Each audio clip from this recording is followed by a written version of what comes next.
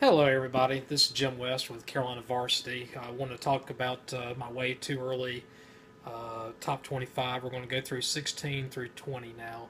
Number 16 is West Mecklenburg. Give a shout out to my good friend Dale Ross. He's a graduate of West Mecklenburg. Won't tell you the year, this way. Dale's a couple years older than I am.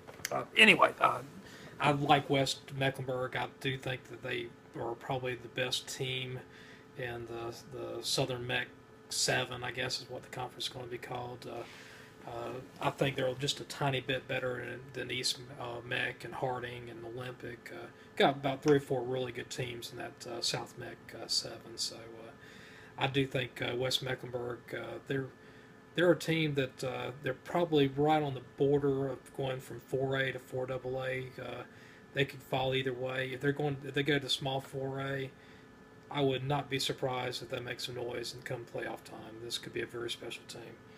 Number 17, I got to give a shout out to my grandfather, William Eugene Blackwater. Um, a lot of you know that I talk about my grandfather. He passed away 18 years ago, back in 1999.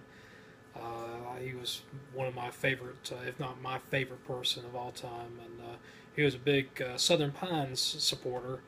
And then when Southern Pines, Pinecrest, Aberdeen, and some other schools consolidated, he was a big Pinecrest fan, and I do like what Chris Metzger has done over at Pinecrest. He has built not just a football program, but also a culture within that football program.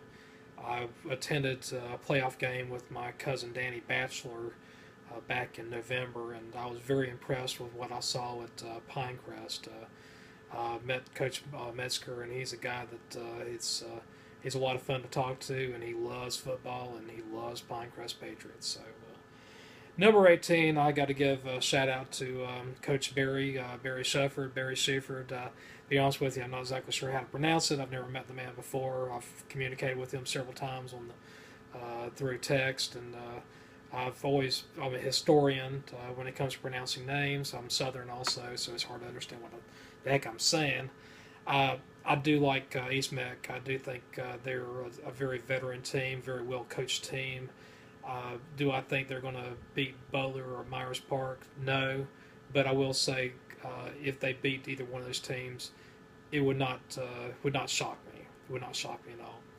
Number 19 goes to Huff. There's a big question mark on Huff right now. Coach Jenkins is the new head football coach at Huff. Miles Aldridge, he was dismissed back in about a month ago, and Huff has a lot of talent.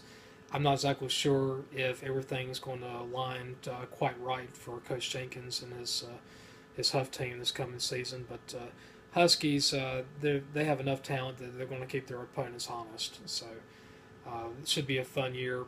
Will they be the same team as I thought when I released this? I don't know. I really don't know.